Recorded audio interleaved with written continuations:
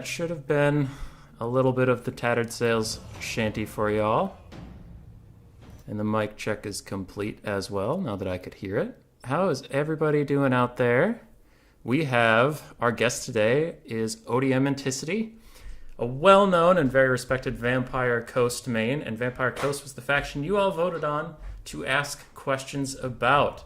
You might know him from ODM tournaments, you might know him from his own ladder, you might know him from 1993's Die Hard, where he starred as the protagonist. Some people thought it was Bruce Willis. It is actually our good friend Enticity. How are you doing, buddy? Good. Not much more than that. Waiting for big tournaments to come back. You mean all my meme tournaments aren't gigantic, like Turin's ECO? It's sad but true. But they're gigantic in my heart. Yay! All right, enough flattery. Getting on to the video. Let's see, what's a good starting question? Oh, probably one to do with the DLC that just came out. So Cry is Free asks, are vampirates still a counter to the lizardmen? I'm going to go with a hard yes on that. And I have a video on the build that I'm using right now on my channel. It so far feels pretty good. I wouldn't recommend gun builds anymore, but Mass Sirens is still pretty good even with coatls flying around. Yeah. Yeah, like the general idea is just you take a ton of Sirens, you use their mobility to avoid the magic damage, and then you're more or less good. So I think Lizardmen should probably be banning Coast if they expect their opponent will play it. Now, for that YouTube channel, I don't know anybody here who wouldn't know you if they know of me, but in case they don't, how do they reach you? Just Enticity, or is there a bunch of underscores and stuff? If you look up Enticity Warhammer on YouTube, you will find me. Shouldn't be too difficult. Not too many Enticities out there, thankfully. All right. Good to know. Now, with the gun question, I actually had a question. I just need to scroll and find it. There was... here we go. There used to be a mantra that you coined, if I remember correctly, on Turin's channel of guns defend guns, where you used to take enough handgun mobs or deck gunners or cannons that if anything flanked you, it would get shot to pieces before it could get real value done. We haven't seen that for a while, and Neckbet asked, is it dead forever, or is air cheese with like handgun bats just too good at the moment? Yeah, oh man. It's a fun play style. I don't think it's the most meta way to play every game. I don't think it's dead by any means, but you do have to use it sparingly. It's sort of like Wood Elves, how you have to choose between kite and boxing every once in a while, where you generally box up a little bit less often because it's more easily countered. I would say it's the same with guns right now, just because they got all the range units lost so much HP. It's a lot less reliable, and if people are expecting it, they should be able to run it over. But I like to play it every once in a while. Yeah, guns lose really hard to archers, I think, and basic archers, like even the Imperial ones. Yeah.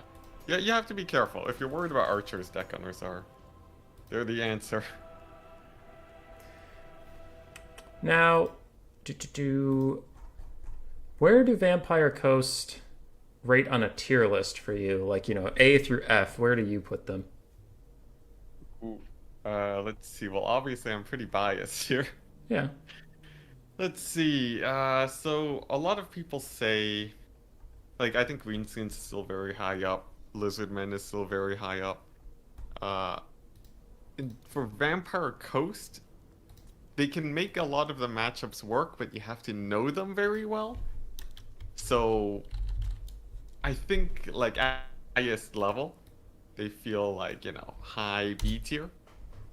Yeah. But as someone who's just picking up Vampire Coast and learning all the different factions, I would say probably like C tier. But I think you can definitely make them more competitively. And this is a larger conversation I wanted to have. I didn't think it would come up this early in the stream. But Dr. Jellyfish asked a question, and I modified it. Do you think Coast is a strong faction? Why or why not? And what I mean by that is not a current meta discussion. It's I wanted to compare it to Greenskins. Because Greenskins, I feel like, will always be a part of the meta in some fashion. I find it hard to think they'll ever be D tier.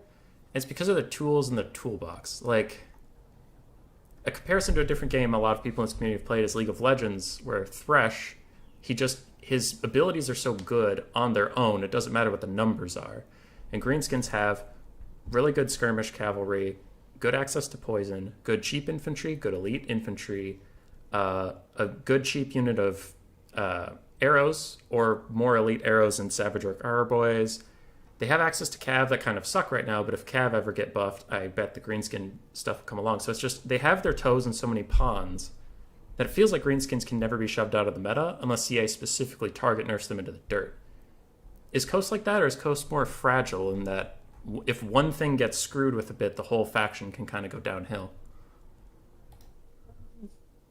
It's sort of weird. They don't have everything as covered as Greenskins, but they have a lot of options. And I think worst case scenario, they become more and more cheesier as their more generalist tools get nerfed. So like definitely not as strong as Greenskins on that front. But if you look at their main threats, they can rush or go heavy on the guns. So there's always that possibility that people have to consider. For their actual like melee units, they have Sirens as a magic damage threat. You can do Rotting Prometheans for high armor, or Mourngals if people are trying to counter Sirens or Prometheans too much. So there's definitely a lot of options on those different fronts.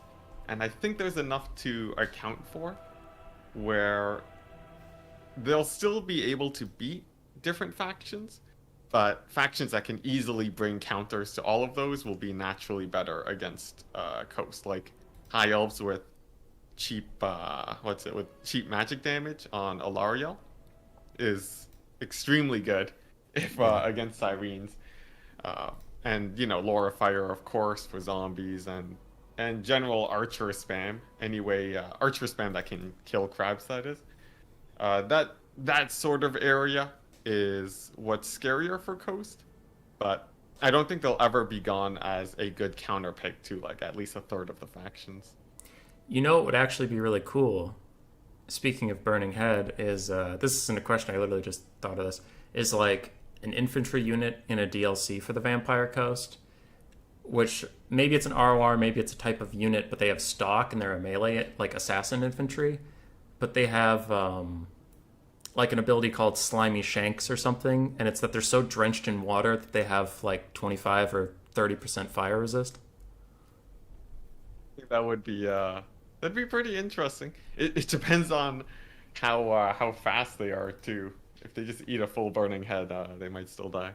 Yeah, I mean, you don't want Burning Head to be useless, but Burning Head is a little too good against everything on the roster at the moment.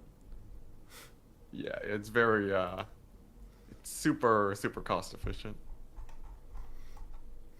So another good question to just start off an interview on is one I've asked everybody so far, but this time it was very popular. From Neckbet, Jeremy, Bob Tresh, and myself, what are the best 3 matchups for Vampire Coast? So if you see these matchups, you immediately pick into them. Or your worst 3, meaning if you had 3 bans, who are you banning? Okay. So best 3 matchups. I think Coast versus Bretonia is very nice at basically every skill level of play. So I would say that that's a fairly safe bet just because the archers are a lot easier to route off. Let's see what else. Vampire Coast Lizardmen too, especially with the new build. I think it's super easy to pilot. And you'll usually see these factions banning Vampire Coast too.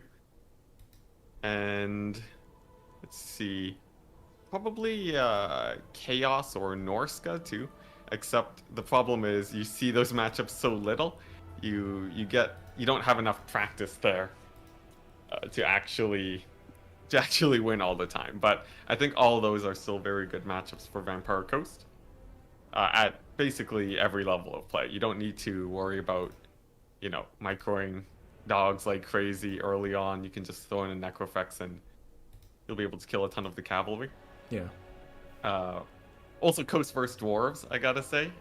If at the highest level, Dwarves get worse and worse. So if you can pick them apart, but that's more of a larger process, and I probably wouldn't waste a Coast counter pick there. But the worst matchups right now, I think, definitely Wood Elves, because beforehand they didn't have cheap cavalry to deny your dogs easily. So it was really easy to shut down their archers and use deck gunners to win over a longer fight. Nowadays, though, they have the Glade Riders, which is makes the matchup like way worse. Like I would say before maybe 50-50. Now, well, I don't know how to do the percentages, but Vampire Counts is another bad one. The fact that they have Graveguard. I was talking earlier about Sirens, Prometheans, and Mourngals. Graveguard will win against all of that, so that's already a huge problem. And then Crypt Ghouls are for your infantry. Just getting a nice mix of those infantry and a couple things to kill single entities. Vampire Counts are they are really well set at beating basically all coast styles with that. And right now, I don't have too many options there, except for maybe an air cheese if they take too many Graveguard. But it's definitely not a great place to be. And let's see, what was the last one? What was the last one? Not dwarves. I will stand by that, just until some dwarf main figures out how to beat the Queen Bess Coast build. High elves? Let's see. I'm thinking about it. It might actually be Beastmen right now instead of High Elves. It's very likely that's just my sort of just practice with how much I've played against High Elves. But Beastmen are pretty scary too. They have a ton of very cheap archers, not as long range, but the fact that they can now fight crab rushes makes it pretty scary. And that one's sort of unknown, but High Elves would be the conventional third faction. And for me, myself, I bang Counts and Wood Elves here. Now, what makes a faction good against Coast? Like, in general, it sounds like having cheap archers is a good start, but that doesn't help Bretonnia.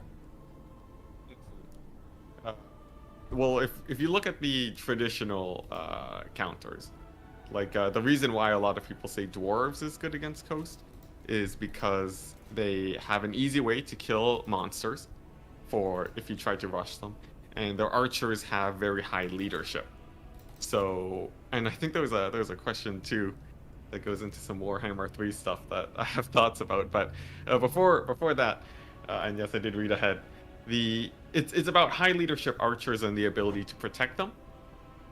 It's about the high leadership archers. It's why Bretonnia and Greenskins does worse against Coast than you might expect. High elf archers have decent-ish leadership, but the main thing is, can you kill Mourngals and Prometheans and Sirens easily? Is the big question, because when Coast is pushed up against a wall, those units are their counter a lot of the time. So Wood Elves have armor-piercing archers, and they have magic damage archers. So Sirens and Prometheans are done for. Mourngals will die to the cavalry. Vampire Counts, like I said, you have the Graveguard. So no Vampire Coast rush will really do well there. And for the High Elves, they are sort of weaker on that front. A Laura Yell can sort of be avoided. They do have the Laura Fire that can sort of be dodged too, so Sirens are slightly more effective there, and I think that's why Coast has a better chance against High Elves than the other two factions. I see. Also, you also need, archers to get them off of gunplay. That's the first step too. Yeah. Which is why a ton of other factions are bad against Coast.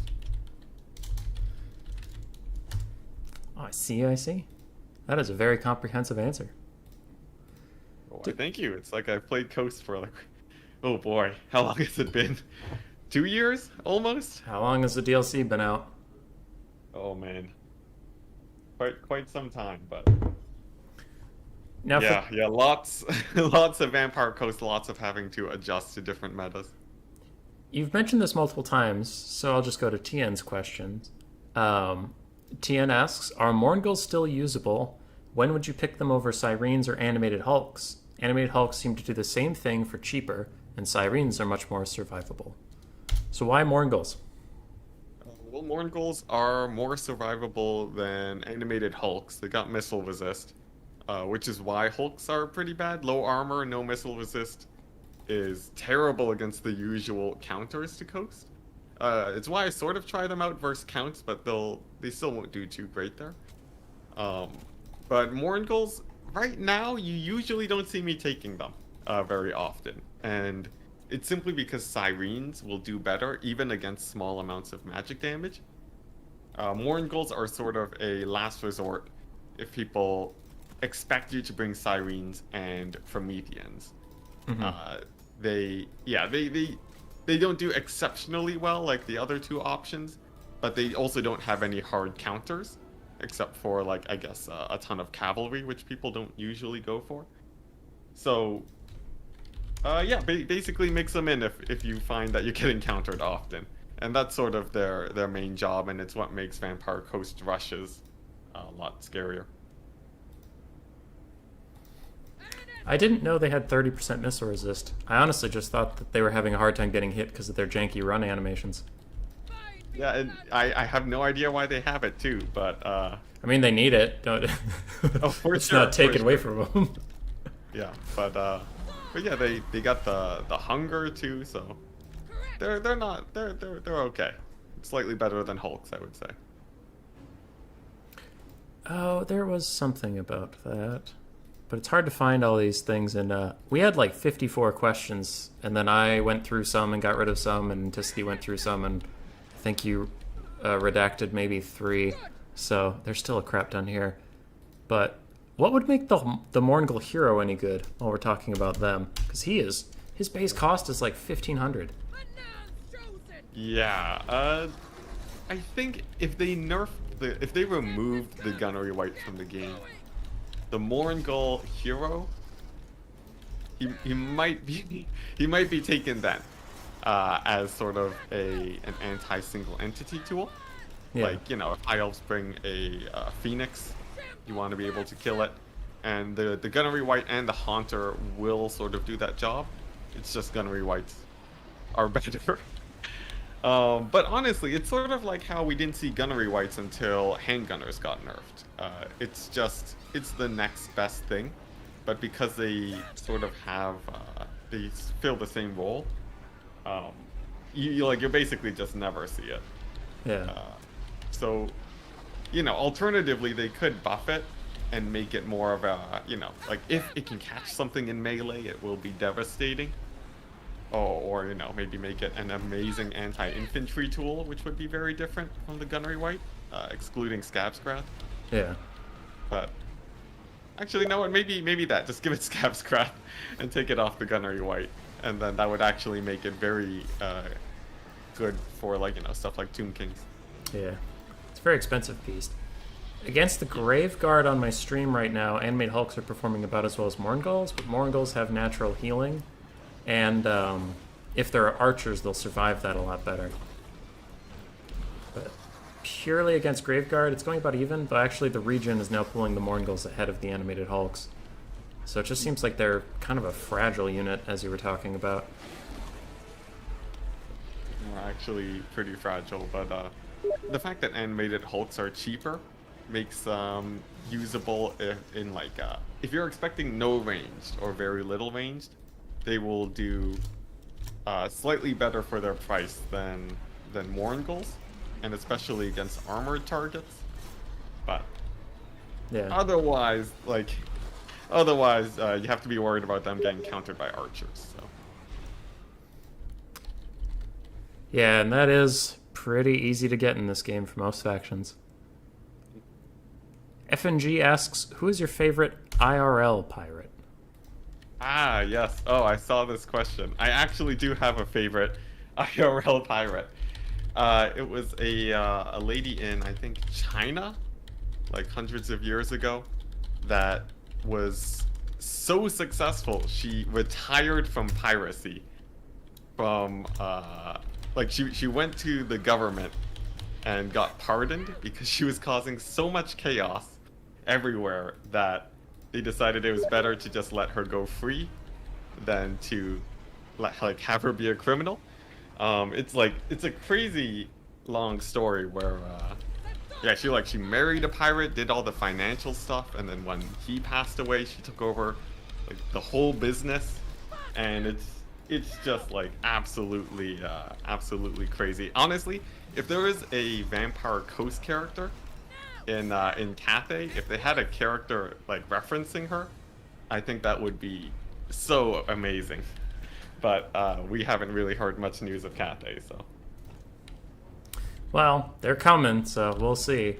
I mentioned this in previous discussions on the stream, but I'm kind of surprised how little they've marketed Cathay for Game 3. It's just been all about the demons and Kislev, and then even some hints to the Ogre Kingdoms, and I'm like, yo, Cathay, though. There's an entire region of the world that's real excited for that one. Technically, have they officially announced it yet? I suppose they... I don't know how official it is. I remember the Lore Master of Sotek's videos on like all the trailers and stuff. Cathay was on the map as like this jade dragon icon, and it was something about if they can arrive in time. Yeah, like my theory is that, you know, for us that are like just really into Warhammer, like we know it's coming, but for like, I don't know, maybe some random guy watching the trailer, they might not even know about, you know, Cathay being basically 100% confirmed. So. Well, I hope they show up. Yeah. I think it's gonna be just wonderful. Now, you mentioned favorite pirate. Well, two questions about the campaign. One, is Vampire Coast your favorite campaign? And in that, who's your favorite Vampire Coast lord? Like, favorite. Not the best, not the most competitively viable. Like, if all things were equal, who would you pick? Let's see. In the campaign, I think in terms of, like, the faction that I enjoy the most, Sartosa is my favorite. Position is great. It's not like Noctilus, where it feels just OP because you're in the middle of the ocean. But, you know, lots of different places to attack, lots of Empire troops, which are the most fun enemy to fight in the campaign, just because they're so squishy. And yeah, Aranessa's up there. I think thematically, probably Luthor. I think he has like the most character out of all of them in multiple ways. So I would say Luthor, but I don't think I've actually played a proper Luthor campaign before. So those are sort of my thoughts there. I tried. I got really obsessed with trying to find treasure. I didn't. I overextended. I got murdered, and my capital got taken. And then I ended up with like one of those... The maximum you can get it to is a tier 3 settlement provinces is my only place, as lizardmen surrounded me and beat me to death. So yeah, it was a rough time. Strangely enough, in campaign, Coast is bad against lizardmen, and they're good against Empire compared to multiplayer. But I guess that's just the AI. Honestly, though, way too many lizardmen there. That it can be rough as Luthor. Yeah, Sartosa does have a good starting spot. They have the Peg Street Pawn Shop that can give you 5 different resources that are really hard to get as any other faction. You can actually get some trade routes going early if you catch people before they hate you for being a vampire. Yeah. Huh. In case you're not watching the stream, I just loaded up the campaign map to take a look. Ooh, sweet. You have a coast campaign going now? Nah, just hit the new one. Cool, cool. But looking around, you get to fight Skaven right away. If Skaven Blight survives, you can fight Astalia. You are fighting Talea. There's greenskins off to your right. You actually have a good surrounding of factions. You can kind of pick whatever you want to fight in the campaign. There's Bretonnians and greenskins to the south. Lots of plorts everywhere. It's a good campaign. Yeah. I was fighting Vampire Coast as High Elves recently, and I had to put up a bloated corpse video from a weird bug I found, but that's for another time. While we're on the campaign subject, oh, by the way, that last question was from Real Human Being. From me, do you wish naval battles were a thing in campaign, or do not care? I used to play Shogun 2, and the naval battles were really janky, but I appreciated that they existed. It's sort of like a monkey paw situation. If you get, obviously, naval battles in a vacuum are great. You get more content. You can really make it thematic for each faction. But like just the time and effort it takes to set that up, I don't think is really worth it. Especially given the fact that CA has had naval battles before and they decided to remove it. So I think we probably would lose out too much to have naval battles, unfortunately. But if it just came for free, like they just got 50 programmers to make it for them, free of charge, then yeah, of course it'd be amazing. But maybe another Warhammer series, sort of like in 40K, how they have a game dedicated to ship battles. Oh yeah. What? I am so behind on 40K stuff, but I have heard of that game. Yeah, it's amazing. You got melee ships in space. So I haven't played it, but yeah, just a separate standalone game would be sick. Yeah.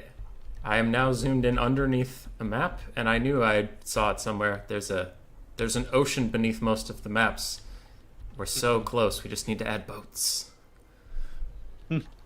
Dude, I loved Sid Meier's Pirates, but that game is so outdated. Every time I try to go play it, I'm just horrified by the graphics, and I need another pirate game. One day, hopefully. Hopefully. All right, back on to more serious stuff. Tien asks, when would you bring Lore of Death? Lore of Death. Yes. Never. I would never bring Lore of Death. Never. Well, okay. Well, first of all, I have never brought Lore of Death, so I think, I've never been really pushed to take it. I don't think it's a particularly bad Lord of Lore of Magic. So, it's not like it's terrible. If you like it, you can take it, but I don't think it beats, Lore of Vampires, really. You do see it for, Lord sniping from the Vampire count side of things. And Vampire Coast is generally not really that hard of a Lord snipe faction. So, if you have a Squolk being part of the meta, I guess, and Vampire Coast has a lot of long, dragged-out games, maybe you want to use it. But honestly, there's right now there's just not a lot of snipeable characters where you would need something like Spirit Leech. You don't really need Vortex spells either. People don't clump up against Coast because you're not boxing. So yeah, I would say you would use it when a faction requires a character to snipe, which is not today. Now, jumping off that, I did have a question about Lores of Magic. Noctilus has a few from the Lore of Shadows, and otherwise he has mixed. And then you have Deeps, Death, and Vampires. Are there any lores you think the Coast should have, but don't? Whether or not you would use them, that you think they should have. Let's see. Honestly, I think they're pretty well set on all of their lores right now. In fact, I would almost be tempted to remove the lore of vampires, but it makes sense that it's there. Um, yeah, they have a pretty good set. I guess like the closest lore that I would consider is oh, what's it called? The like lore Dark from the Dark Elves, you know, maybe Yeah. Soul Stealer stuff. That would be like pretty thematic, but I think in the lore of the world, that doesn't really make a lot of sense. So I think they were pretty generous. They gave us all we needed and more. And you know, the lore of Deep, its own individual lore. So I'm pretty content. Or maybe give Aranessa's faction just a life caster or something. That would be great. Yeah. Just for her, because she can't. Yeah. For anyone who doesn't know that's watching, Aranessa is the only unit on this roster that's still technically alive, so she cannot be Invocation of Nehecht. And there was a question in chat: how do vampire counts kill bloated corpses? They throw a zombie at it, and they get 325 gold out of the trade. Even better, they touch it with their lord. Yeah, they're one Or, of the you few know, factions. Sorry, you go. Or they can throw a unit of crypt ghouls at it, and it would still be a cost-efficient trade. Yeah, probably. They have a lot of healing, resurrection of models, and it's something I touched on in my Skaven how-to video. The problem with bloated corpse into vampire counts is usually the same with poison wind into Skaven slaves and zombies. Is for once in your life that unit is worth less than the one you're throwing away.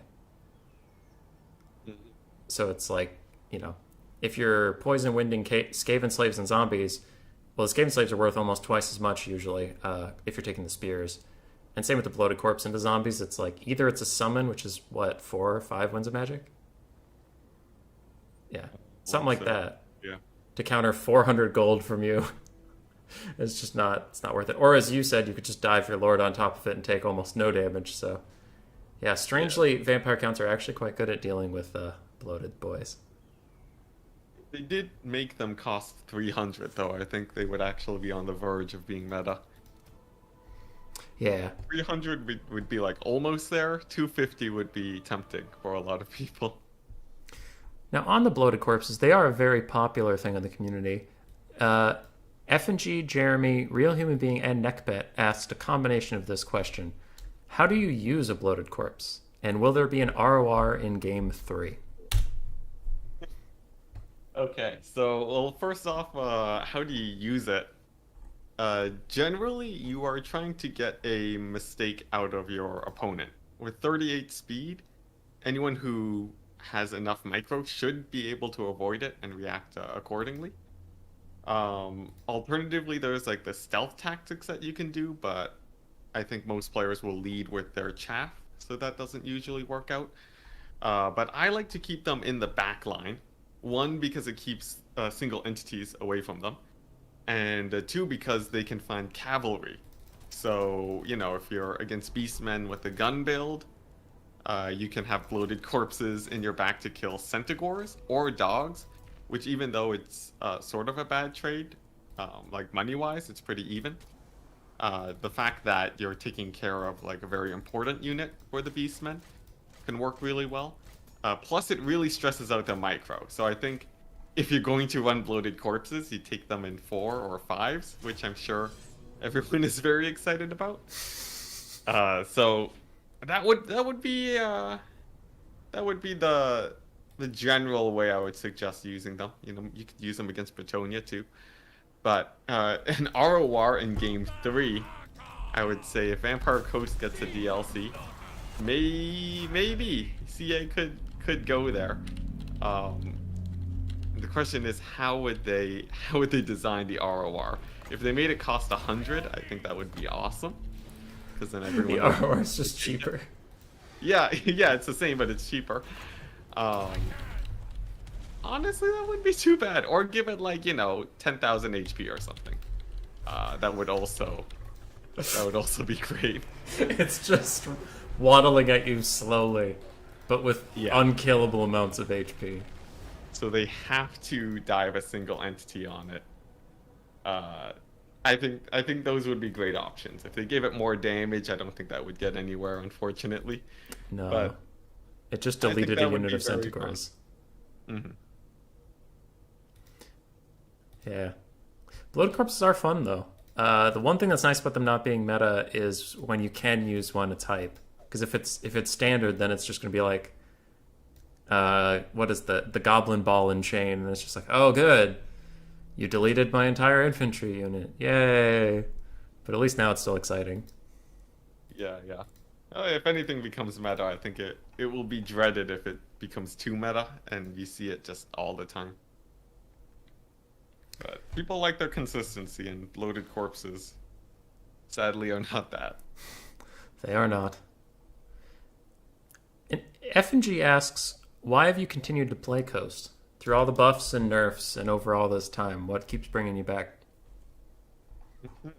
So actually, more than just an aesthetic reason, I think it's a good practical reason for me to keep playing Coast. I have the theory that the sort of your strength in multiplayer should be looked at on a matchup by matchup basis instead of like sort of an overall skill level.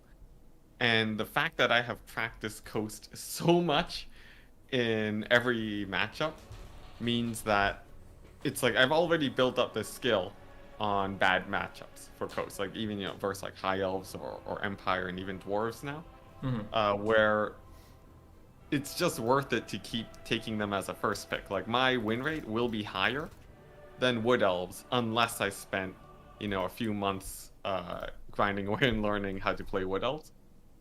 So it's still pretty worth it to play them. Plus, of course, you can still improve too, in terms of micro turning your guns faster, microing your dogs. So the skill ceiling is still high enough, where I feel like sticking with Coast will work as a competitive decision. But aside from that too, I just like Coast as a faction, just because of gun lines and strong range units.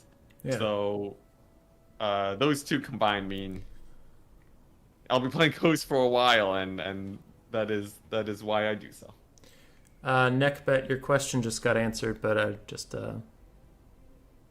going to shout out that you did ask whether he still first picks Vampire Coast. It does sound like he does. And that is one thing I've experienced too. Now, I'm not nearly as good of a player as you. I'm not pretending that I am. But I'm very obviously and well known to be a Skaven main. And some people ask me why I keep first picking Skaven if they're not a great first pick faction right now. And the problem is that they're my best faction, but also I'm so well known for it that if I don't first pick them and I lose the first game, well, the second game, they're probably going to ban Skaven, right? Because they're not just going to let me have it. That'd be dumb. So I kind of have to first pick them if I ever want to play them again. Yeah. And I imagine the it's other similar. option is you just drop it for another faction, but that always hurts. Yeah. Now, that was accidental, but we ended up talking about Vampire, Coast, and Skaven. Cry is Free asked, how do you play Vampire Coast versus Skaven? What do you fear? So, Vampire Coast versus Skaven. Most people will be running into mass Giselles, which will probably be giving them problems early on. I think the playstyle right now that I've sort of stuck to for a while is a rush with the pistol bats and Cylostra or, Leviathans in general with a good amount of dogs. I forget if the build runs Sirens. In one of my tournaments, I showcased it. But the general idea is that the pistol bats can kill all the Skaven single entities very well because of their low armor.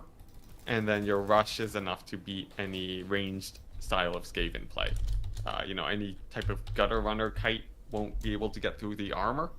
So most of the time it's just Giselles to kill armor. And like brood horrors or Snickage. Yeah. So yeah, from there you're pretty good. Let's see, there's the second part of that question. What do I fear, right? Yeah, it sounds like Giselles give you a little bit of trouble, but you can handle it. Honestly, right now, there's not a lot really to fear. But the build came about because Giselles were a problem and magic damage was killing off my Sirens. Yeah. But honestly, the Crab Rush is is pretty good. I guess maybe rattling guns then. I think maybe a full Skaven gun line could be scary, but maybe not. The thing is, anyone that goes for some sort of crazy strategy has obviously practiced it quite a bit. So if I saw a full Skaven gun line against my Coast Rush, I'd be pretty afraid. Yeah. All right. Teethbreakers, you're still in it. I love these guys. Where does your name come from? This is from Jeremy. Aha. It's a story I've told a couple times. It's pretty short and simple though. Basically, way back, my game, like my name in games was just Melmo. But eventually I didn't really, it didn't really feel like it was a great name in general. And then one day when I was like, I don't know, I was like really young when I switched out the name, but yeah, I just sat down for a bit and thought of a name that sounded good enough, and I used E because my real name starts with E. So that's it. All right. The whole Ent thing just was a coincidence, and I have to live with that now. Yeah, it's kind of a shame you don't play Wood Elves with that. Yeah. I've heard that too many times now. Sorry. It's only natural. Butcherbird asks, why on earth would you ever pick the main faction over the Sartosa subfaction? Yes. Yes, the Sartosa subfaction it does have a lot that goes for it. It has the fastest infantry for coast in the game. It has a wide selection of different lords that you can take. There's no real reason to play the main faction except they have very integral lords that are super important for your builds. Nah. Yeah, unfortunately. But Sartosa is very exciting. They have perfect vigor Sartosa militia, which is pretty cool. They have +4 leadership too. So I feel like, maybe there's something there. But I just haven't practiced them a whole ton. Maybe they are hidden OP if you can get the generic lords to work. Especially because they're cheaper too, but... Yeah. Yeah. I mean, the Sartosa militia wouldn't be bad at rushing Skaven. They can firewall moving, and Free Company militia for the Empire are not an uncommon unit in the Skaven matchup. Yeah. But you you tilt your hand a little bit there, so there's going to be no Luthor, there's going to be no Count Noctilus, there's going to be no Cylostra, so maybe it's not worth the trade-off. Big problem too is they suffer from the same thing animated Hulks do. They are low-ranged, unarmored troops, which are very vulnerable to the usual Vampire Coast counters. So, yeah, pretty rough. Now, we mentioned this before a little bit, and I'm trying to find a unit that has it, but like it's a meme in the community, but I'm asking it as a serious question. Bob Tresh asks, why should Aquatics be buffed? And I'm going to add to that, how can we make that skill interesting? Because I like the idea of Aquatics, but right now it's just boring as dirt and terrible. Well, I think the terrain Aquatics should be buffed along with all of the other terrain mechanics. So right now in the Warhammer community, everyone sort of enjoys sort of things played in a vacuum. They like their flat maps with very little terrain taking part into it. And I think it's just because there's not a whole ton of ways to interact with terrain aside from just sort of standing in it and getting your buffs. So if they buffed up Aquatics for it to be good enough to use, I think people wouldn't really enjoy that. I think a whole terrain overhaul where, like maybe this counterplay to trees. If you have fire damage, you negate all like units nearby that benefit from trees. Like just ways to interact with it, right? Yeah. Who knows? But right now, sort of the consensus is that people don't really like having a lot of terrain features. If there's enough walls, you get corner camping situations, and the balance of the game doesn't handle those types of situations too well. So I don't think it'll be be a good idea. But if Aquatics had to be buffed right now in the current state of the game to be usable, I think simply just make more maps with Aquatics. Almost every map has a forest, but there's like a handful of maps with any water in them at all. Yeah. And it's also weird that Aquatic is on all of these unit cards up in the top, but then there's no actual trait for it. So it's really hard for like a player that's not as deep in the source code and stuff to figure out what the hell that even means. But yeah, I think it'd be pretty cool if we just had more water maps. Of course, you know, people would just camp it, but yeah, I just discussed that, so there you go. Yeah, like a map with like a hill on one side and a river on the other. So if you give up the hill to camp across the river, then your enemy has the high ground. But if your enemy has the high ground, you're not forced to just sprint into them. Could be interesting. But do you believe Human Boy Yes Yes and Real Human Being are the same person? From Jeremy. I have no idea why you're asking. It is 100% true. Oh, damn it all. You got me. It's confirmed now that even though we can type at the same time, we are the same person. Yeah, you're both, you are a human person. There's no dispute. The name just literally says. Yeah, exactly. You know, you say yes twice, but that's perfectly normal for people to stutter. I just have a speech impediment. All right. Yeah, but only 50% of the time. Yeah. Now you recently had a very entertaining game on my channel of during your tournament, but I was hosting it, of double Necrofex versus Ice Power. And while that's entertaining in one iota of the game, I would not want that to be meta forever. Bob Tresh, Neckbet, and Cyrus are all asking roughly the same thing when they say, why should double Necrofex remain banned? Or, if it's unbanned, why is it good? So, first of all, I think double Necrofex not really a problem. Even if they are super meta, you know, people run double solar engines. It's an anti-cavalry tool.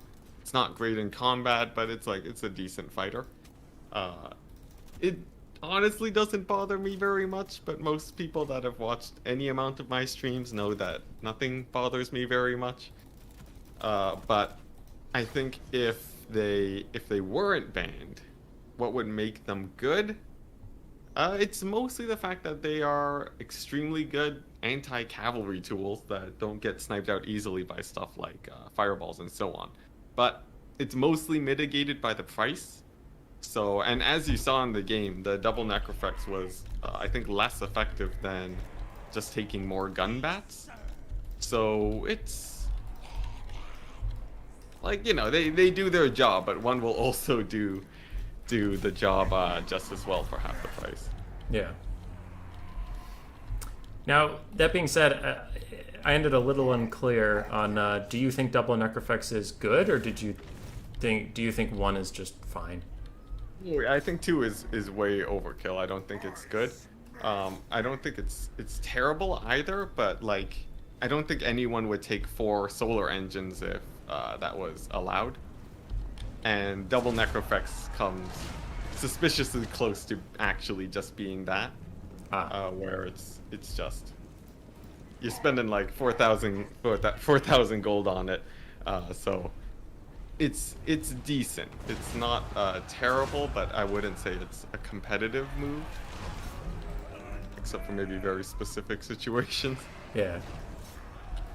Yeah, they are pretty good at fighting cavalry, but as soon as they got into a fight with Sigvald, they just stopped dealing damage to him altogether and slowly died.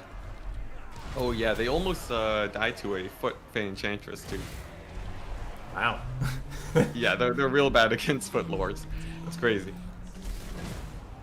All right.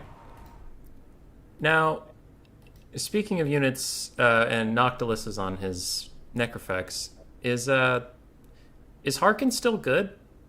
This is from Tien. He often finds that Noctilus is better in almost every situation. So before, in metas prior, Luthor Harkon was the main anti-single entity tool for Vampire Coast.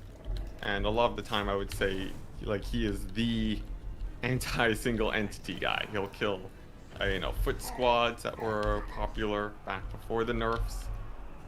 And, he can snipe out dinos and so on.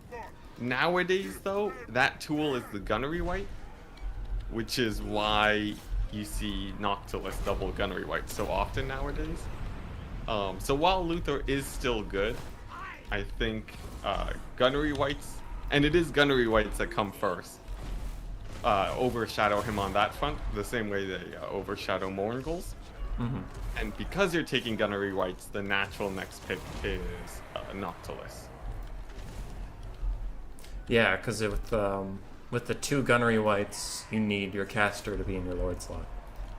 And you would want to have enough killing power, sort of like Luthor. Yeah. When is... Sorry, you go. The meta, it has shifted, like a little bit. So I think if the meta shifted a bit, or even if Gunnery Wights got nerfed even like a little, I think Luthor, he's real ready to jump back in it when the game allows him. Yeah, those restocks of ammo will keep him going, even though his ammo got nerfed a little bit back in the day.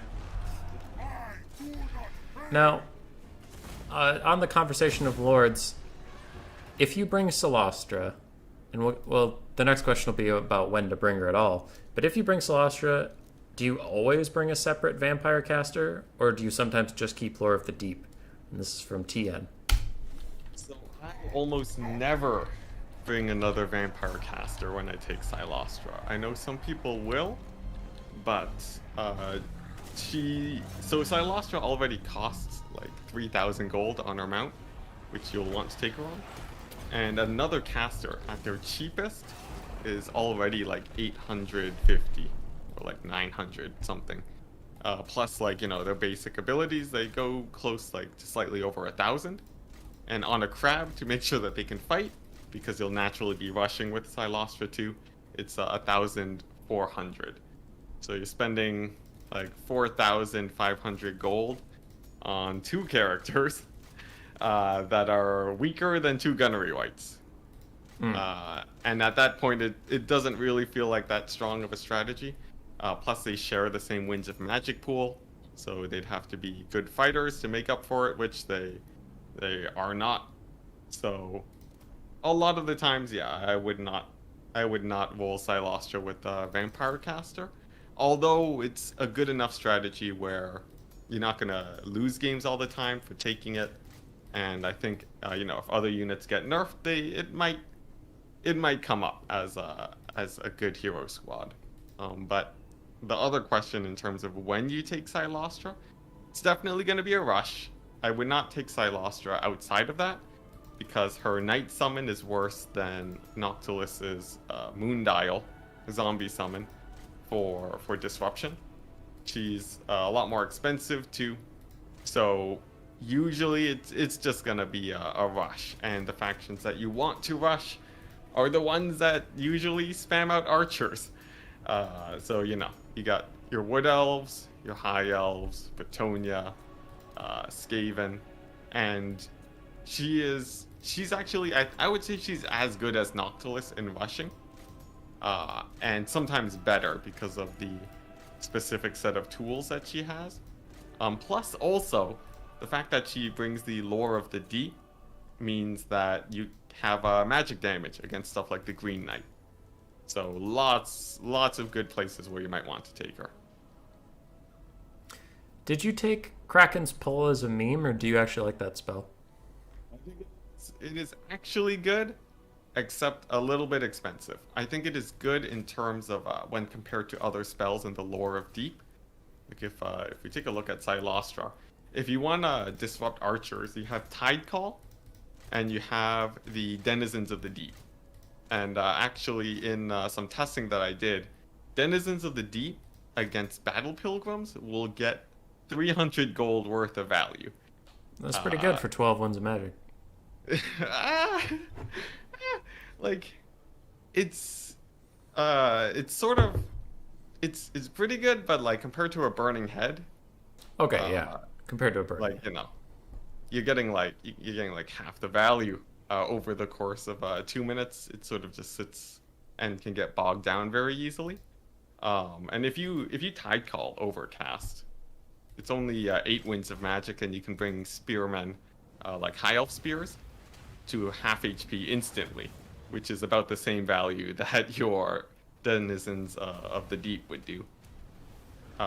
So that spell, not exactly a great option against archers. Tide call is good, which is why I do take it.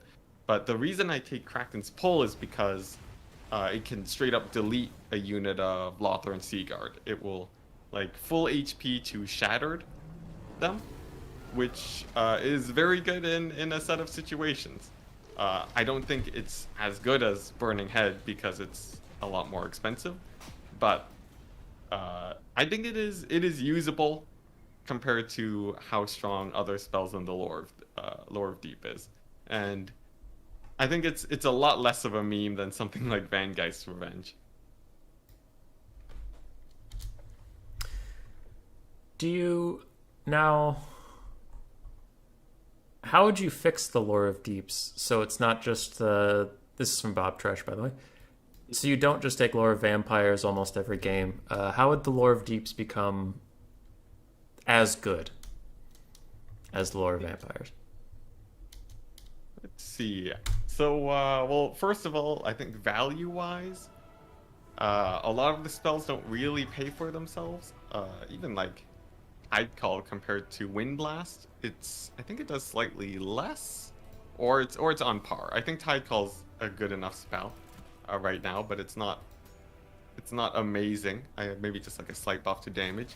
Denizens of the Deep should be gun crabs, so that they can, they'll actually be a threat on the battlefield instead of just a delaying feature.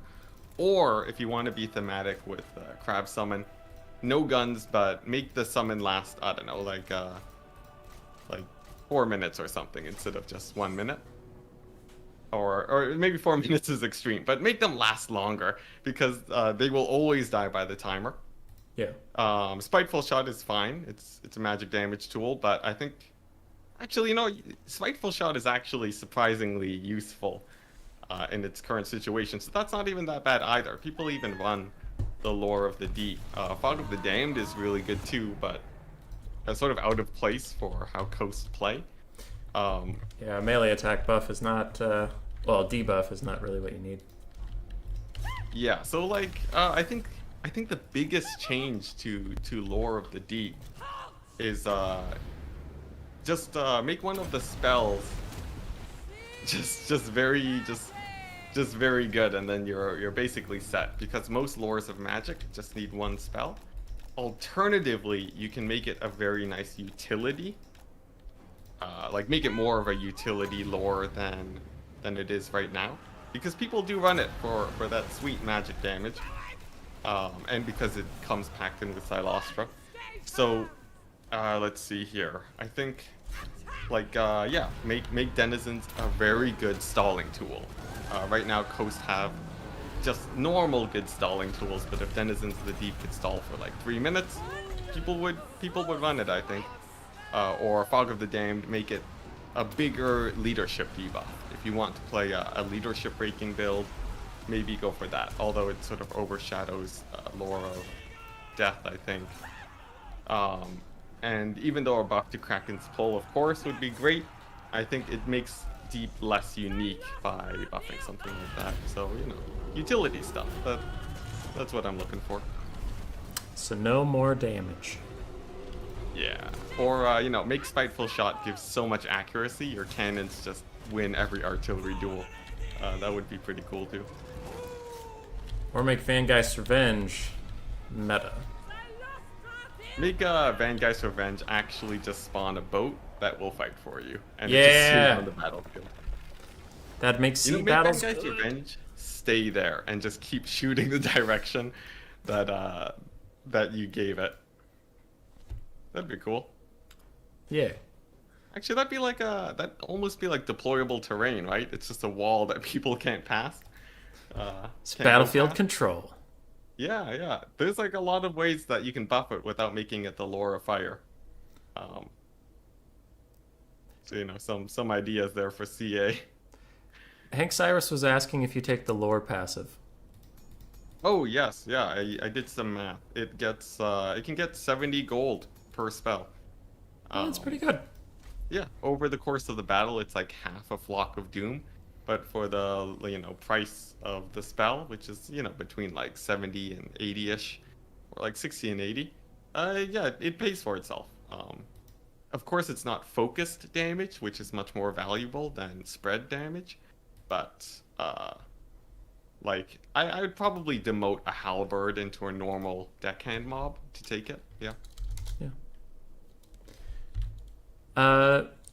Now we did promise to talk about Aranessa and Cylostra. From Malverde and Jeremy, what matchups would you consider either of them, and in what factions could they shine?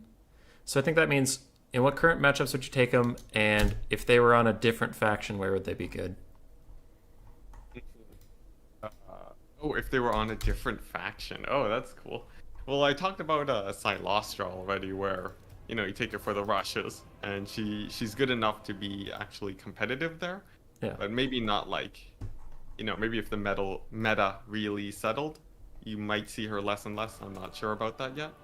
Aranessa though she's the real talking point because on other factions she can actually be healed, and she comes with a net, which is something that a lot of factions could actually use. I think obviously with dwarves, every lord that is the worst of their faction is good with dwarves, or at least very often that is true, because of said net. So, you just pin down whatever you want and shoot it to death. It's like when dwarves had Tormentor Sword, which is just terrifying.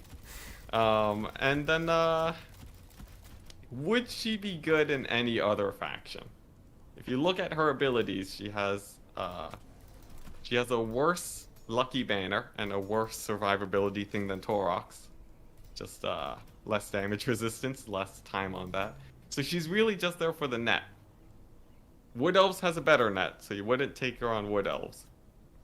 And a lot of other factions don't really need a net.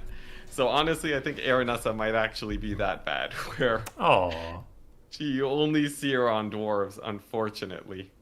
Because, she has an anti-large buff, but compare that to the newer things like Skarsnik. Not really as crazy. Plus, it's worse than fungi too. Yeah,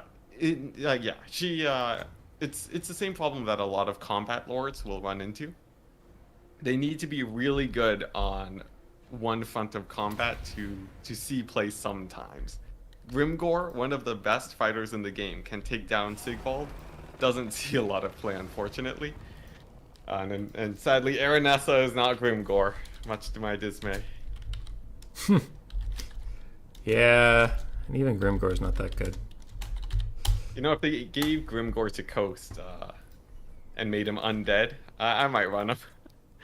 Just as like a foot Luthor, essentially. Yeah, if he couldn't break, I mean, that's one of his biggest problems. His leadership is it's good for a greenskin, but still not incredible when you're surrounded by monsters and getting beaten to death.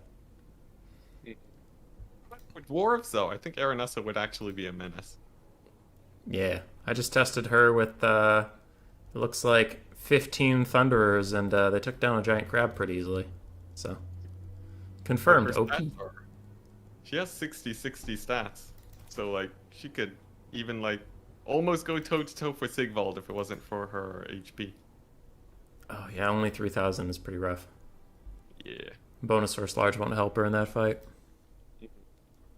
The net gives minus 24 melee defense. It can be used in combat. 18-second debuff on Sigvald. But yeah, she also has All Hands Ahoy, which gives leadership in a faction that can't break. Indeed. It's a strange case with Aranessa. I think if they release Coast today, with the current strength of lords, she would actually be like a crazy combat fighter. Like 40% damage resistance buff on herself. Oh, that's what you mean. 120 armor. Yeah.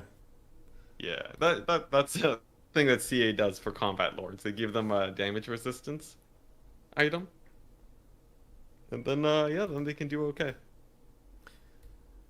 Now we've talked a lot about lords. Moving on to the heroes, and you've mentioned this a couple times, so we don't have to talk about why they're good. But Bob Tresh asks, how would you change Coast so that double Gunnery Crab was worse, but somehow the faction was better? So nerf Gunnery Wights and then buff the other heroes, that is? Or just nerf Gunnery Wights and then buff anything? If someone from CA walked up to you and said, listen, Enticity, we're going to nerf Gunnery Wights, but we don't want this faction to fall into the dirt, what do we do? Alright, sweet. So, Gunnery Wights, they need to... Their primary job right now is anti-archer with Scab's Breath, anti-single entity with their, you know, move and with their ability to shoot and so on. So, and Vampire Coast does have that with Luthor.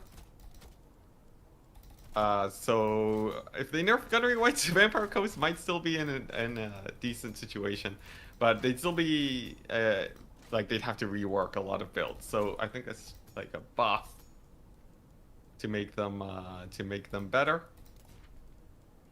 Let's see. It'd have to be something that can something to make them beat Arcane Phoenixes. Honestly, making Mourngals Haunters anti-large would like that might actually just do it right then and there. It might sort of not work with the thematics, but honestly, yeah, Mourngals anti-large would be good. Or maybe you make your Death Guard polearms really good at fighting single entities.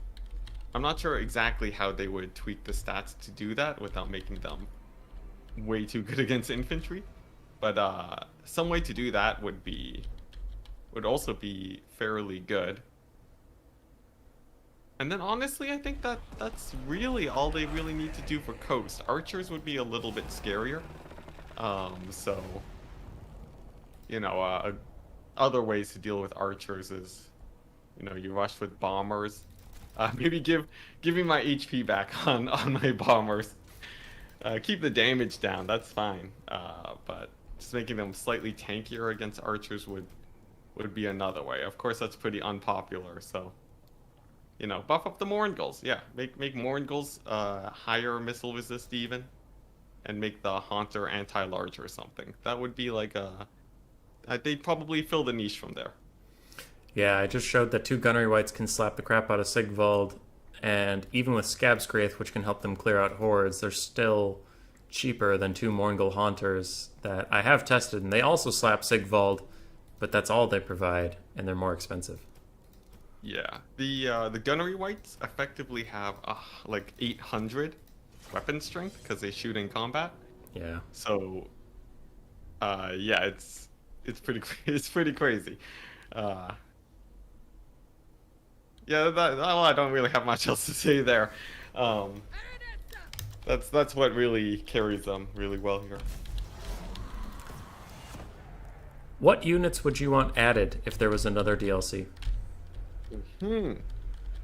Oh boy, new Vampire Coast units. So a lot of the time, CA, let's see, when they add units, I don't know, what would you say? Do you think they usually just try to round out the faction, or do you think they try to make the faction more like focused on their main thing? I think they generally try to round them out, right? Yeah, they generally try to round them out. Like, especially with the stuff they've been doing with the Lizardmen and Beastmen. Beastmen, they were like, oh, you guys want more big monsters? Okay, we'll give you more big monsters. They didn't add more Vanguard units. They didn't add more, you know, infantry stuff. They just gave them what they were missing. Yeah, so for Vampire Coast, the monstrous unit, like roster, is well rounded out, actually. None of them are like particularly super strong, but you know, you got your Terrorgeist, you got your tanky guys. You know, that's fairly good. The like flying roster is fine, artillery is good. In fact, the ranged roster is, of course, already very well rounded out at this point. Which means that the only space left to fill is like mid-tier infantry. I think Sotek, lore master of Sotek, said there was a Strigoi, like pirate. Hmm. If they added mid-tier infantry for Coast, like if they just gave them a Crypt Ghoul type unit, but I don't know, with Aquatic or something, Coast would actually that would actually be pretty good. As an addition to the roster, something to cut down chaff as a frontline unit. But what I would personally really like for Vampire Coast, uh, honestly, Vampire Coast is such a well-rounded faction. There's not a lot of like, water themed units. Oh, you know what I would want? I would want Vampire Coast to have a purchasable, deployable unit. Like I said, an actual boat. We have precedent that they bring their boats onto land in campaign. So actually just have a deployable structure that, I don't know, has abilities that shoots cannonballs every once in a while. I think that would be an amazing addition to the Vampire Coast roster. And I'm sure it would be the easiest thing to implement for CA. In the chat, it looks like Real Human Being is asking a question. Should Coast Artillery be better, cheaper, or neither than Empire Artillery? I would guess they should probably be cheaper, but worse, right? Let's see. Oh man, yeah, because a lot of people they talk about how Coast Artillery is generally cheaper, still is just as effective. I also notice you're the one asking the question too. Oh, it's I'm caught again. It's still me. Yeah. But I think Coast Artillery. Well, obviously the aim is going to be worse, and there's no reason for them to be stronger exactly, except for the extra powder. I think it doesn't really matter though. Just to put it short, I think Coast Artillery is fine where it is. Yeah, the crumbling too. The fact that they're undead can be a detriment to, even though many people say being undead is great for the unbreakable. When it comes to artillery crews, they have the problem of they just keep on crumbling even after they reman the artillery, and then you have to waste a heal on them to keep them on the battlefield. So I think there are actually a good number of detriments where it's fine that they're slightly cheaper than Empire Artillery. Yeah. They also another thing that I thought of, and I'm not an expert, but it's like when you're playing Vampire Coasts, you're playing pirates, and pirates are known for their like swashbuckling guns and like cannons, while as the Empire of Man they have cavalry they focus on, they have state troops, they have more lords of magic, so it's like it's kind of the Vampire Coast thing. So it's maybe not a bad thing that their cannons are a little cheaper and maybe perform just as well, because it's like this is their specialty. They're supposed to be artillery, So I don't necessarily hate it either way. All right. There were some questions in chat. I wasn't sure if I should ask them, but looking at them, we've already either covered them or we will. Speaking of artillery, when is Queen Bess appropriate? Me and Butcherbird. Now, we heard you mention it for the dwarves. Anywhere else? Queen Bess, surprisingly good against high elves. You just have to make sure they don't take a Lithanar, but he's fallen out of the meta recently. So if you like Queen Bess, take it there. Against Tomb Kings, too, because of how slow they are. You just need a way to defend it against Carrion. Still good against Greenskins. Not meta right now because the Coast vs Greenskin meta is, like a 15-minute skirmish fight. Trying to be as efficient with ammunition on both sides as possible. But if you want to play traditional Coast, Queen Bess is good there also. But you have to be careful because the stronger the player, the more likely they will be able to dodge your Queen Bess shots. But let's see, what else? Maybe against Dark Elves? Against a lot of factions that don't have a lot of cannons, You can increase the value of Queen Bess too by manual firing it. With like a day's worth of practice, you can increase its hit rate by like 50% because you're shooting 50% faster. You just have to, learn how to manual fire. But given that, yeah, a lot of the archer factions will suffer from Queen Bess. Like, I think it's like a B plus tier unit where you can get pretty good value out of it against a ton of different factions. But a Necrofex is probably better in a lot of situations. Yeah. Honestly, though, for anyone watching, manual fire Queen Bess is actually pretty great. You can outrange cannons with it too, which is why it works against dwarves also. So, something to consider. Takes a long time to reload this thing. I do like manual firing my warp lightning cannons if the fight is directly in front of them, and then the AI is not going to fire. Actually, I missed. yeah, for the marker on Queen Bess, because it basically shoots like a cannon, it shoots straight.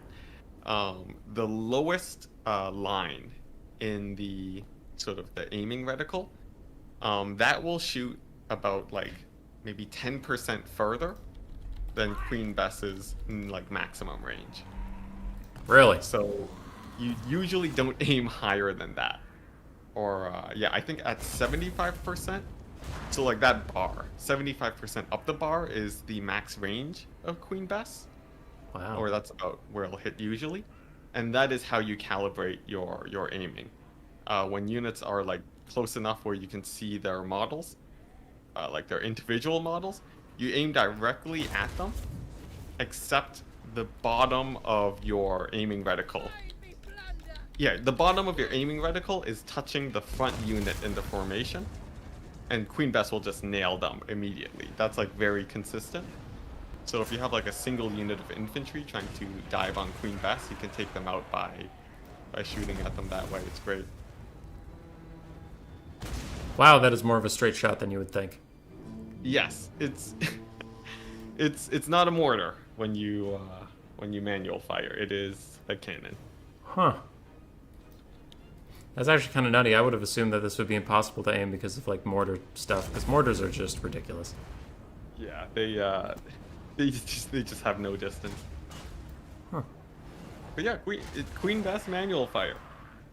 I would say it's actually almost competitive. In fact, the fact that I use it against dwarves in tournaments means that yeah, it actually is sort of competitive. Oh, this one might hit. Yeah!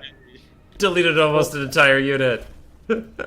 It's the most satisfying thing in the world too to land a hit. The biggest downside is you burn ammunition quickly, especially if you are not good at aiming. Sort of a bad thing, but it's good. It's good. Like, it's if you hit a unit, it's 300 gold value for free, essentially. So that's not bad. A lot of micro tricks will be edging you out on less gold than that. Contende says they want to see a tournament of just this. Oh yes, please.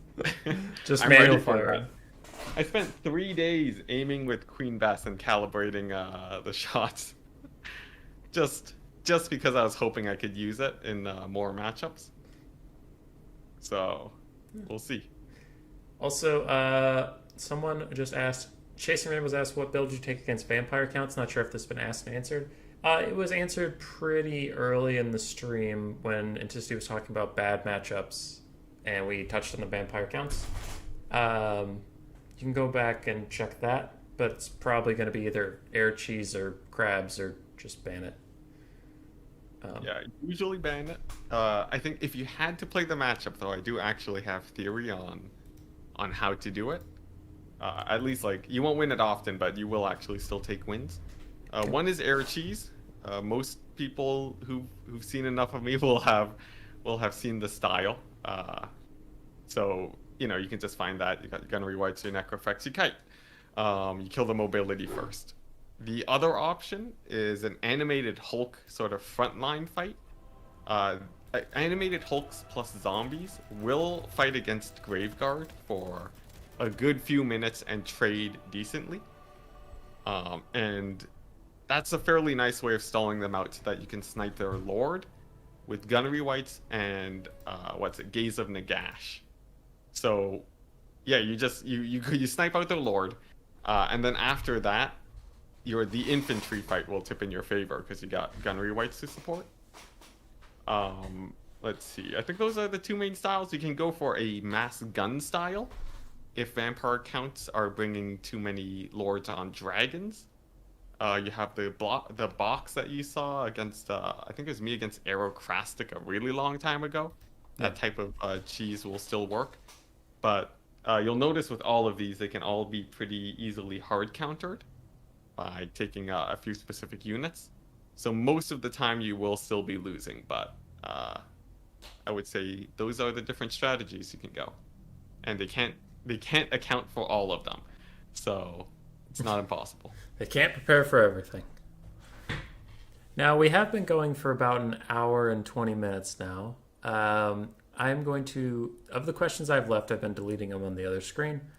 I'll try to go through and touch on a few more funny ones, but I'm going to skip some of the memeier ones just because this interview is going a little long. So if you're out there and you had a funny one, but we skipped it, sorry, but them's the breaks. One of the last serious notes I'll touch on quick is Pugnabone and I asked, how do you fix depth guard? How do you fix depth guard? Oh man, no, this is a very serious question. You fix depth guard by making them good at a job that isn't killing 300 gold infantry. Give them either insane damage, which would make them very different from other or not that. If you give them insane damage, they become bombers, and this gets into the problem with depth guard. If you make them really tanky, they sort of become rotting Prometheans. But anyways, if you give them those, depth guard are fairly good. They have to be, even if it's super niche, if they're very good at a specific job, that's good. With their double hand axes, you'd think they'd be quicker at killing infantry too. Yeah. They sort of perform like, your average mid-tier infantry, sadly, with less tankiness. Neckbet asked, and this is one of the joke questions, since vampire counts beat vampire coast more often than not, does that make vampire counts the best undead faction? Yes, if you look at rock, paper, scissors, they would be all three of them, so. There you go. Best undead. You mentioned the bombers. Neckbet also asks, would only nerfing bombers and not guns have been more healthy for the faction? And the nerf he's talking about there is the HP and I believe model count nerf that came a little bit ago for the Vampire Coast. What do you mean by healthy for the faction? Because they would still have Gunnery Wights as sort of the backup there, no matter what happens.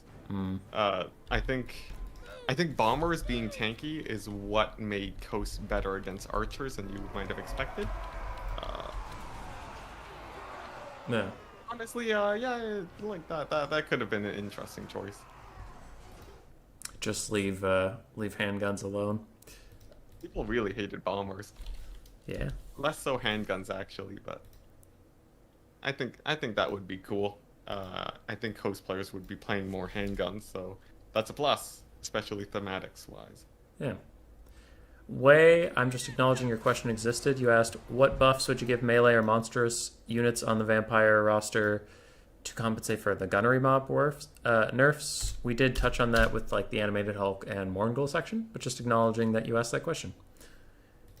How map dependent are Coast, says Cyrus, and then Way follows up with, what do you do about Le Engui? Yes, the dreaded Langui.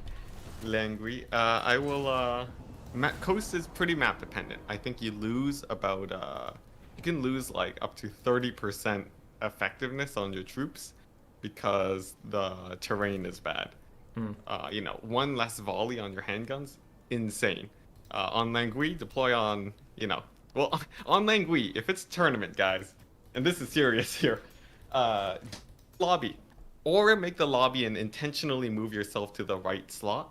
That will spawn you on the flat side of Langui, where Coast is more effective. Or ask the tournament organizer if you can switch positions, because you will consistently get that spot if you're on the right-hand side.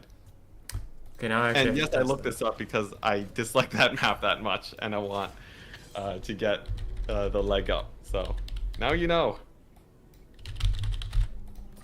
Okay. I'm gonna test that in the back. So I need to be on the right side.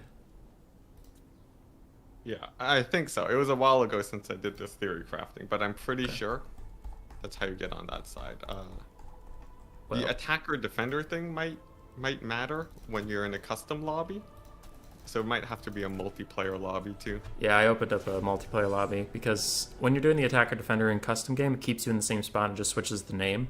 So that won't actually help them in a multiplayer game. Cry is Free asks, while I figure that out, is Empire favored into Coast with Volkmar existing and everyone knowing your build? Empire, well, Voltmar's not a problem. He gets annihilated by guns, and he gets even more annihilated by gunnery wights. Is it favored into Coast? I think at the highest level it feels about even. There's just not enough like Empire mains to test this with. Maybe slightly Empire favored, but I think you know, skill level will determine it more often than not. Yeah. Also, people knowing my builds is a good thing for Coast, because yeah, they're more ready for Empire range tools. I guess I hadn't thought of it that way. Now, with damn it, I wanted to remember how I was going to test this. Well, Cry is Free had another question while I figure out how I'm going to show this on the screen. Does Vampire Coast counter Beastmen? And Gunbat should bully Centaurs very well, and Terror is usually the bane of the cows, and that is Cry is Free. So Vampire Coast and the Beastmen, you put Beastmen on the negative side, like you shouldn't take Coast into them. So I think you don't feel the same way. Yeah, right now it's still being tested out, so I'm it's pretty inconclusive. I've been, you know, getting practice in with Beastmen mains, but right now I'm not. I am still unsure. There's a lot of things to test between kite, rush, and you know, gun builds. There's a lot of different styles to play, and Beastmen can play a lot of different styles too. Torox is scary if you're kiting. Mogre is scary if you're playing defensive. So Yeah. we'll have to see. We'll have to see in a month or so. A month or 10. Yeah, when the meta has finally settled and we see if Coast can win it, or if you have to work real hard to get the wins there. So on stream right now, I am testing the Handcannons versus Handguns. I've recently had a lot of success with them in niche matchups, either fighting large monsters or fighting flying units. The Handcannons have done excellently. Why aren't they meta? They are not meta because their range is terrible. And the higher level, the better your opponent is, the worse they will do too. Similar to how bomber range will affect them here.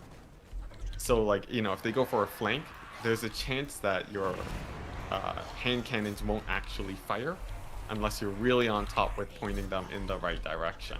I see. Yeah, so also they're 50 gold more expensive than handguns. What is this? But that aside, their range means that they will get one volley off. It will do more damage than 2 volleys from handguns if you nail it. But that's very difficult too. Plus, handguns have more battlefield control with their extra range.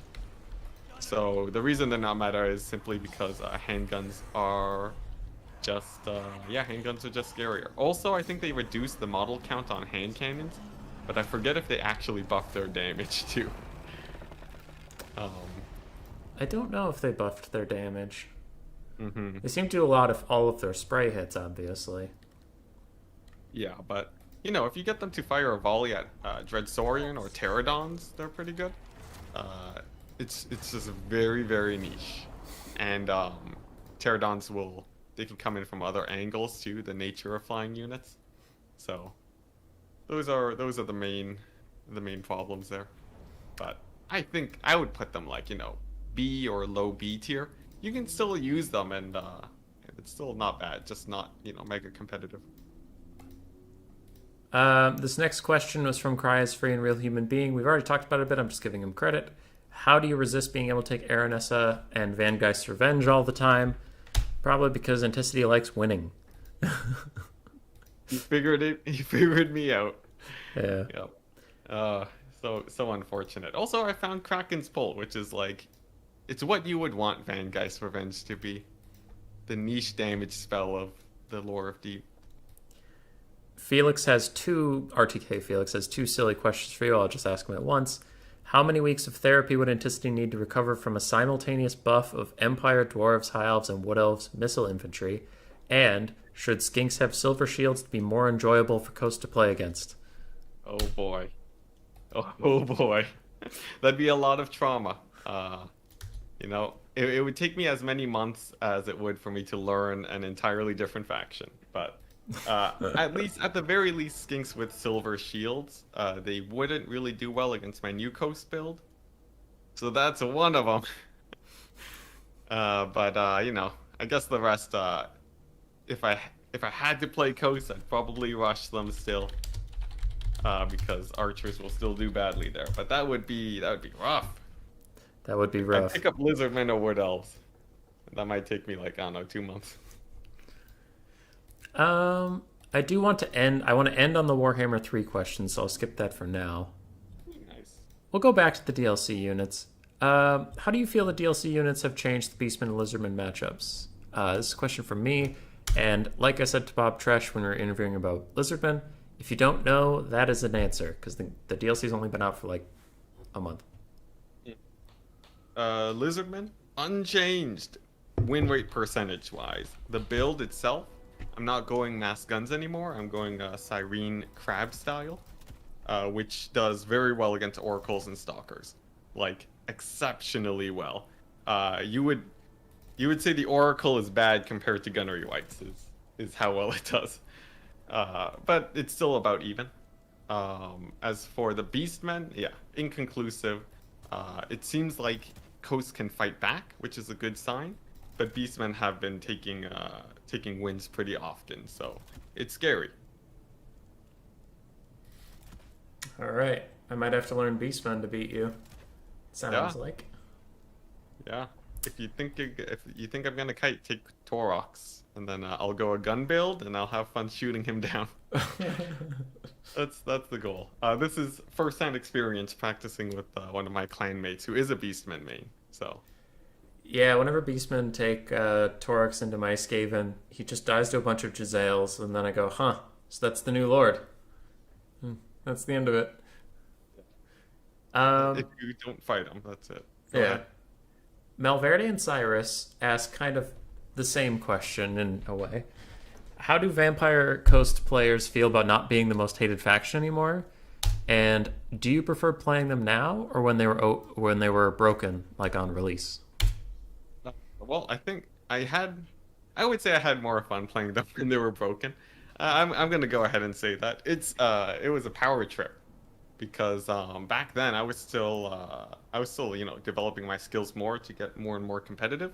Mm-hmm. And Vampire Coast had me beating players that would beat me in any other matchup. So that was great. Like as someone who wanted to really make a name for himself. And I will say I had a lot of fun playing. Just going ham there. Plus, people still respected the Scurvy Dog play, so I didn't get as much hate as other if I just went for artillery and such.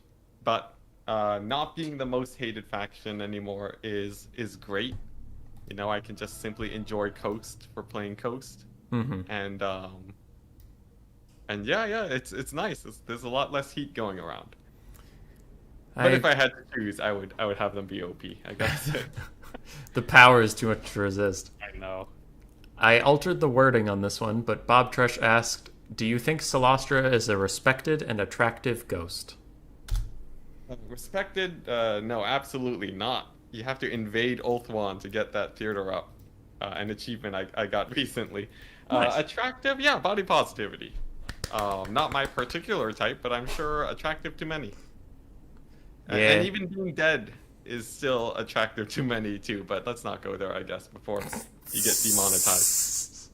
Yeah, maybe there's a world where the Green Knight finds her and they can just have weird ghost Bretonian romance and ride off into the sunset.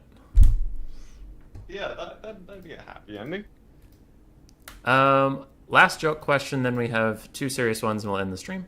Who would win in a chess match, Kasparov or Pitbull? This is from Malverde. Let's see, well, I don't know how calm Kasparov can be in the face of a Pitbull, but I think he means the singer. Oh, Pitbull? Yeah. Oh, well, I see. This is me showing that I'm just a big old chess nerd. I still got my mind on Beastmen, so I was like, "There's no Pitbull unit. What are you talking about?" Mr. Worldwide. Nevertheless, I say Kasparov because I actually knew who he was. Yeah. Do the match on the stream now? No. Oh, and if you're a fan of chess, you would have loved me playing chess against some of the people in the chat during my Capture the Flag stream, and I was getting absolutely crushed. You would have cringed. Yep. I played a little bit of chess myself, but I would say I'm very okay at it. Second to last question, and this is very Enticity specific, so I saved it for the end. Hank Cyrus asked, how much do you love your dogs, the Vampire Coast dogs, or are they your light cavalry? And you are very, very well known for your Hound micro. Yes, and my cavalry micro too, but for the wrong reasons. For some reason, my instinct, because I love my dogs so much, my instinct is to keep them alive at all costs. They get the best treatment. They get all the necks. They have the most micro dedicated to them. I think more than I'd say like 50% or more of my micro is focused on the dogs when in the matchups that I take them. So yeah, you know, they're the best, the best boys, and they helped make me like a more well-known person because not a lot of people actually run Scurvy Dogs. So yeah, no, I love them. They're great. The dogs are and my the best. my skirmish, like my cheap cavalry, they die all the time. I don't know why I can't control them. You don't need skirmish cavalry when you have dogs. In the wise words of Chaos and Beastmen, also don't fact check me on that. Alright, and we'll end the stream with Warhammer 3. Of the upcoming factions from Warhammer 3, which do you think will be your bane in multiplayer for the Vampire Coast? Here we go. I thought about this one because I saw it get messaged. Kislev. Some people might think Kislev because it's high leadership, a lot of hybrid ranged infantry, which is generally bad against coast, like stuff like dwarves.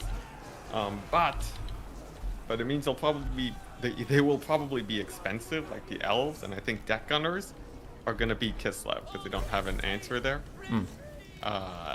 As for, you know, like Slanesh won't have enough AP, so we're good there. I'm making big assumptions here. Khorne, terrible. Khorne's gonna get hard countered by coast, for sure. No question about it. Nurgle, terrifying, because Nurgle's basically the vampire accounts. So Nurgle's a hard counter, definitely super scary. And we all know Cathay's gonna be OP. Am I missing something? I feel like I'm missing a faction. Tzinch? Tzinch is gonna get outgunned by Coast for sure too. Does that cover everyone? Ogre Kingdoms? Ogre Kingdoms are probably too tall. They're just gonna get picked off. I'll go into Ogre Kingdoms and Chaos Dwarves. Might as well. Yeah.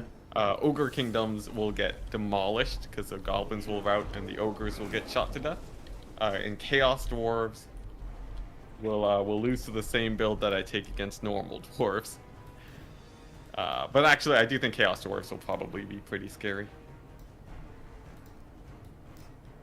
Chaos Dwarves would be pretty scary. Yeah, I've been reading a bit about them. Also, Sotek was doing that Q&A series, and some of their units sound pretty cool. Not gonna lie. I binged that real hard. Like yeah, dwarves with monstrous. They won't have cheap archers, I think. So it's probably, you know, maybe Coast will do okay. Vampire Coast generally does good against factions with too many expensive units. Yeah, it turns out getting hit in the face with a cannon really sucks when you're worth a lot of money. Oh yeah. All right, I think an hour and 40 minutes pretty much does that. How you feeling about your interview? You cover everything you wanted to cover?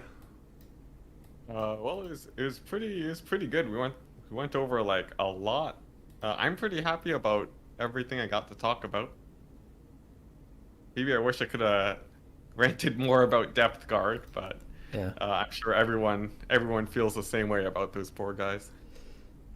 They won against Great Swords when I tested it on L's stream, but they are worth 300 more gold than Great Swords, so probably not the best test. Also, archers. Oh yeah, give them 130 armor, and then we're talking. They might actually be pretty scary then. Yeah, I guess, you said you would like to rant about it. We are wrapping up the stream, but I guess like the biggest thing about the Depth Guard that sucks is that they're still weak to everything the rest of the roster is. And that basic archers can get a ton of value on them because they're unshielded and their armor count isn't that high. Yeah. So, Real Human Being wants us to go for another hour minimum. I think we're good without that. I think. 24-hour stream talking about only Coast. Only Coast. Only Depth Guard, even. that can be arranged. I'll set up a rant on my channel. All right, good. For anybody who wasn't here at the very start of the stream, for any reason, they can reach you where? Primarily YouTube. Stream on YouTube, trying to post videos, 2 to 3 times a week now. Although with my new, more edited series, it is probably going to be, 2 videos a week. But primarily on YouTube, no longer on Twitch, for those of you wondering. And also on my Discord, which is, there's links to it everywhere. So you can find it. It's also under my YouTube videos. So you can go there, ask me questions. I look at it every day. And for anybody else who wants to get into the Total War scene, I know we've had some newer people in the chat recently. If you join Anticity's Discord, there is a ladder there. It can be a little more friendly than quick battles, where sometimes you'll get people who draw kite you. You'll get people who will join the lobby and then get busy and quit the game and waste your time. On there, you can get someone who you know is going to sit down, play by tournament rules, and finish the games. So that, that is a benefit. And the ladder's been struggling a bit recently. I don't think that's a secret. People are waiting for game 3, but still, I would give it a shot. Just throw a !Q in there and, go do something else, play some campaign. And if a Discord pops up, find you have an opponent, you'll have, I promise you, better games than you'll get on Quick Battle. All right. For anybody who wants the next series to cover a specific faction, there's a Discord link in the YouTube video. You can go there. I'll post a poll as soon as I hang up this call with Enticity, and we'll get a new faction with a new expert that will not be Lizardman, Chaos, or Coast. And I think last time, Enticity, do you remember who was really close? Was it Tomb Kings, or who was right behind Coast? I have no idea. Okay, there was another faction. It might be Beastmen. But I've had some people verbally tell me you want High Elves.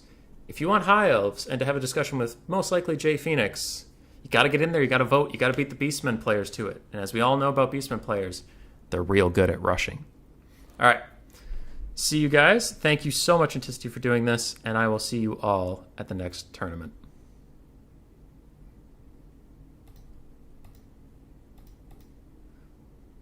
All right, boom. You did great. Sweet. Amazing.